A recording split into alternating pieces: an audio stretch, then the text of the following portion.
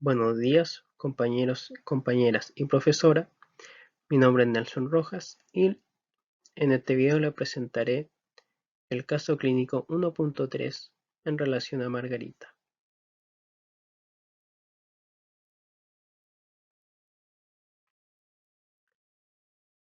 Margarita es una paciente de 35 años que consulta por aumento de peso, sudoración excesiva, ensanchamiento de manos y pies desde hace 4 o 5 años. Ella también se queja del cambio de voz y describe que tiene dolor de cabeza de forma intermitente. Los exámenes mostraron que la paciente tiene crestas supraorbitales prominentes, prognatismo, ensanchamiento en los espacios de los dientes, macroglosia con labios gruesos, orejas grandes y nariz carnosa. Igualmente presenta un aumento del tamaño de las manos y de los pies, y tiene una voz profunda y ronca que no tenía antes. Posteriormente, se solicitaron exámenes de laboratorio e imagenología. En cuanto a los exámenes de laboratorio, estos fueron para IGF-1, GH, T4 libre, cortisol a las 8 de la mañana en suero, prolactina, supresión de GH con glucosa en el momento y después de las 2 horas. De todas estas, las que correspondían a la IGF-1, a la GH y a la supresión de GH con glucosa a las 2 horas resultaron alteradas. En cuanto a la IGF-1, los resultados fueron valores de 861 nanogramos por mililitro, cuando los rangos normales se encuentran entre los 117 nanogramos por mililitro y los 329 nanogramos por mililitro. En lo que respecta a la GH, los resultados obtenidos fueron de mayor a 40 nanogramos por mililitro, cuando los valores normales de estos son menores a 14 nanogramos por mililitro. Y por último, los valores de la supresión de GH con glucosa de 75 gramos a las 2 horas resultaron de 8.6 unidades internacionales por mililitro, cuando estos deberían haber sido menores de 1 unidad internacional por mililitro, mientras que la prueba de imagenología, la cual fue una resonancia magnética, se pudo observar una masa de 3.1 por 2.4 por 1.6 centímetros de tamaño en la región celular y supracelular con extensión y efecto de masa sobre estructuras adyacentes sugerentes de macroadenoma hipoficiario. Con todo lo anterior visto, el diagnóstico final emitido por el médico fue de una acromegalia. Fisiología del eje endocrino. La hormona IGF-1, también conocida como factor de crecimiento insulinoide 1, es una hormona que, junto a la GH, promueve el crecimiento y desarrollo normal de los tejidos y huesos. Esta es producida en los músculos esqueléticos y otros tejidos, pero principalmente en el hígado, en respuesta a la estimulación proveniente de la GH. La IGF-1 circula en sangre unida a sus proteínas transportadoras, llamadas IGF-BP, e interactúa con receptores específicos en los órganos diana. Estos transportadores tienen un papel importante en la biodisponibilidad de la hormona circulante. La hormona es un factor de crecimiento. En el metabolismo proteico reduce la proteólisis y estimula la síntesis proteica cuando la oferta de aminoácidos es la adecuada.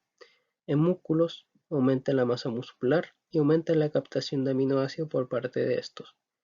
Aumenta el uso de la glucosa, estimulando la captación periférica e inhibe la producción de glucosa hepática, por lo que se puede decir que es hipoglicémica.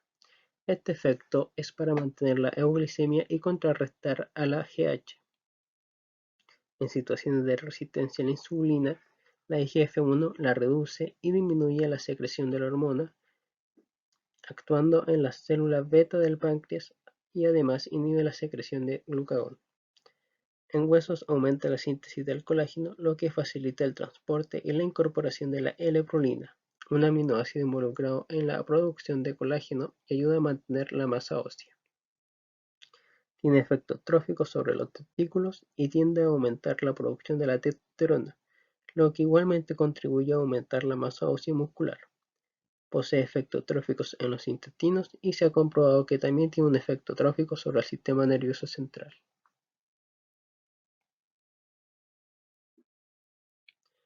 En cuanto a la hormona de crecimiento, o GH, se puede decir que esta es producida por la glándula pituitaria, localizada en la base del cerebro con un tremendo impacto metabólico que causa el crecimiento.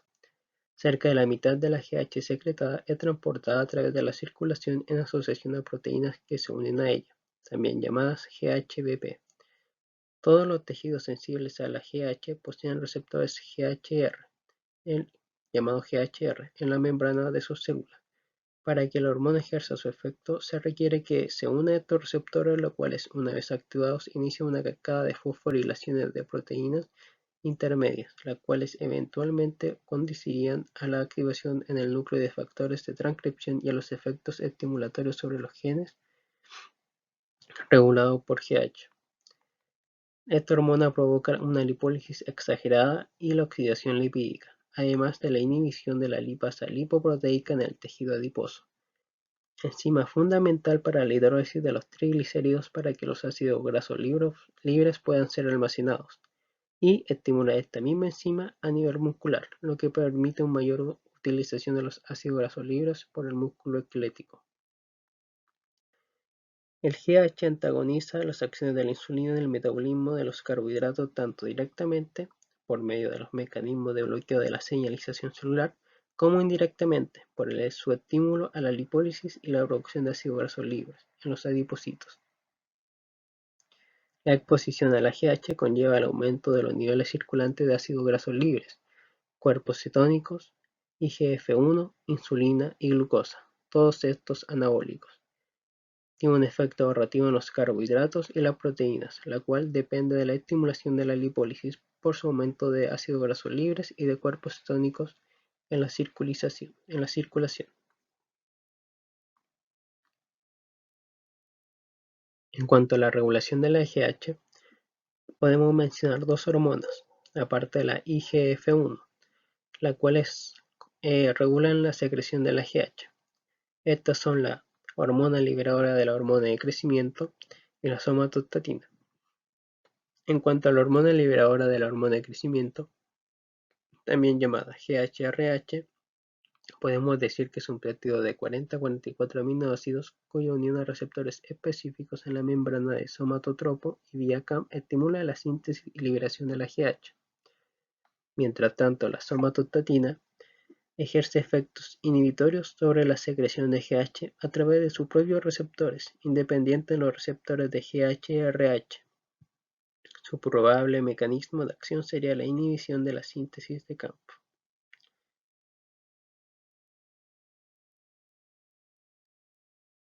En cuanto a las interacciones entre la hormona GH e IGF-1, podemos decir que la GH estimula varios procesos metabólicos en todas las células, pero una de las acciones mejor entendidas es su ayuda en la estimulación de la producción de la IGF-1.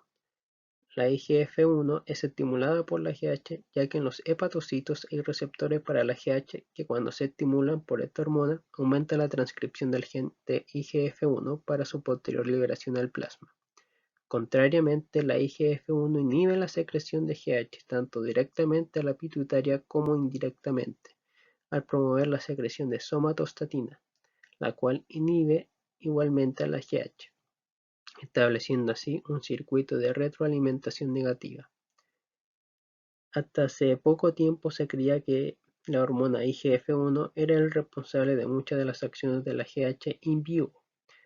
Datos recientes muestran que la IGF-1 circulante debe ser considerado más como un marcador de la acción de la GH en el hígado que como un mecanismo por el cual la GH ejerce sus efectos.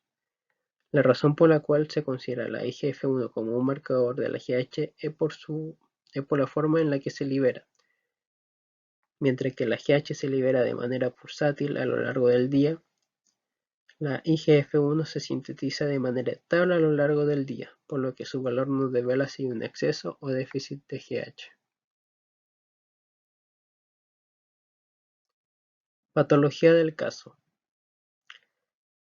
La patología de este caso fue una acromegalia, la cual es un desorden hormonal que se padece cuando la glándula pituitaria produce una gran cantidad de hormona del crecimiento, o GH, durante la edad adulta. Cuando esto ocurre, los huesos aumentan en tamaño, incluso lo de las manos, los pies y del rostro. La acromegalia por lo general afecta a adultos de edad media, sin embargo puede manifestarse a cualquier edad. Debido a que la acromegalia no es muy común y a que los efectos físicos que que causa son de forma gradual, reconocer la enfermedad suele demorarse mucho tiempo. De no tratarse con rapidez, la acromegalia puede causar enfermedades graves e incluso puede ser fatal.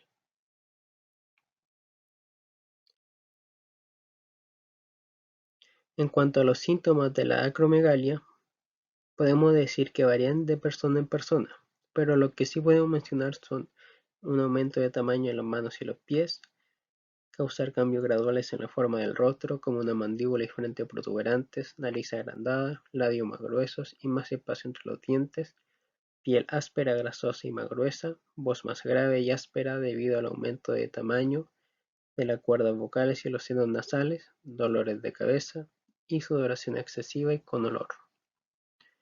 En cuanto a las causas, en los adultos la causa más común de la producción excesiva de la hormona del crecimiento es la presencia de algún tipo de tumor. De estos tumores podemos ver dos tipos: los hipoficiarios, ya que la mayoría de los casos de acromegalia son causados por un tumor no canceroso en la glándula pituitaria. El tumor secreta grandes cantidades de la hormona del crecimiento.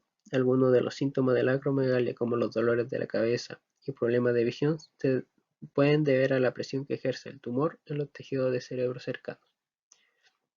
Y por otra parte tenemos los tumores no hipoficiarios, ya que en algunas personas con acromegalia, los tumores en la otra parte del cuerpo, como los pulmones o el páncreas, son los que causan este trastorno.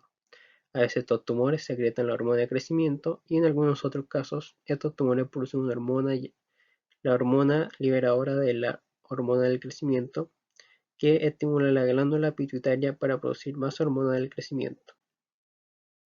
En cuanto a las complicaciones que podría llegar a, a dar esta enfermedad, tenemos una presión arterial alta, enfermedad cardiovascular, que más específicamente es el aumento del tamaño del corazón, artrosis, diabetes mellitus, bocio, tumores precancerosos en la pared del colon, apnea del sueño,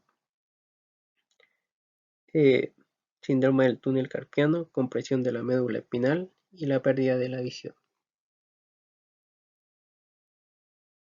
En cuanto a la forma del diagnóstico de la acromegalia, podemos mencionar la medición de la hormona del crecimiento y del IGF-1. Este es un examen que se hace después de haber hecho ayuno desde la noche anterior, donde se toma una muestra de sangre para medir los niveles de la hormona del crecimiento y del IGF-1. También tenemos la prueba de la supresión de la hormona del crecimiento. Esta es la que funciona como método definitivo para verificar si es que hay presencia de acromegalia. Durante este examen, los niveles de la hormona en la sangre se miden antes y después de haber tomado una preparación de glucosa. Por lo general, la ingesta de la glucosa hace bajar los niveles de la hormona del crecimiento. En caso de acromegalia, se mantienen altos. Y por último, tenemos la prueba de diagnóstico por imágenes. Esta es usada para confirmar si hay una presencia o no de tumores en la glándula pituitaria. Si no se detectan tumores hipoficiarios, se puede buscar tumores no hipoficiarios como la causa de los altos niveles de la hormona del crecimiento. Y finalmente, mencionar la forma de tratamiento de la acromegalia. Primero que nada, mencionar que el tratamiento tiene como objetivo el disminuir la producción de la hormona del crecimiento y los efectos negativos que está teniendo el tumor en la glándula pituitaria y los tejidos cercanos. Entre los tratamientos tenemos la cirugía, donde se intenta extraer todos los tumores pituitarios mediante una cirugía transesfenoidal. En algunos casos quizás no se puede extraer todo el tumor. Esto puede ocasionar niveles altos de hormona del crecimiento después de la cirugía, lo que requerirá de más tratamientos médicos o radioterapia. Después tenemos los medicamentos, los cuales podemos mencionar tres tipos. Los medicamentos que reducen el exceso de secreción de la hormona del crecimiento. Ejemplos de estos medicamentos son la octreotida y la lanreotida, que son versiones sintéticas de la somatostatina. Estos pueden interferir con la secreción excesiva de la hormona del crecimiento de la hipófisis y causar una disminución rápida en los niveles de la hormona del crecimiento. También tenemos medicamentos para disminuir los niveles hormonales, agonistas de la dopamina. Los medicamentos orales cabergolina y bromocriptina reducen los niveles de la hormona de crecimiento y de IGF-1. El tamaño del tumor puede disminuir en algunas personas al tomar un agonista de la dopamina. Y por último, mencionar a los medicamentos para inhibir la acción de la hormona del crecimiento. La medicación Pegvisomant inhibe el efecto de la hormona del crecimiento en los tejidos del cuerpo. Este medicamento puede ser muy útil para las personas que no han obtenido buenos resultados con otros tratamientos, ya que puede normalizar los niveles de la IGF-1 y aliviar los síntomas en la mayoría de las personas con acromegalia. Sin embargo, no disminuye los niveles de la hormona del crecimiento ni el tamaño del tumor. Y finalmente, como último método de tratamiento, tenemos la radiación, ya que es usada en caso de que aún quede células tumorales en el cuerpo posterior a la cirugía. Esta forma de tratamiento busca destruir estas células tumorales sobrantes y así lograr reducir los niveles de la hormona del crecimiento. Este tratamiento puede demorar años en mejorar notablemente los síntomas de la acromegalia. Incluso, después de un tratamiento inicial, la acromegalia necesita un seguimiento periódico por parte del médico para asegurar que la hipófisis siga funcionando correctamente. Es probable que se necesite un seguimiento de por vida. Esta fue la bibliografía usada para elaborar este trabajo.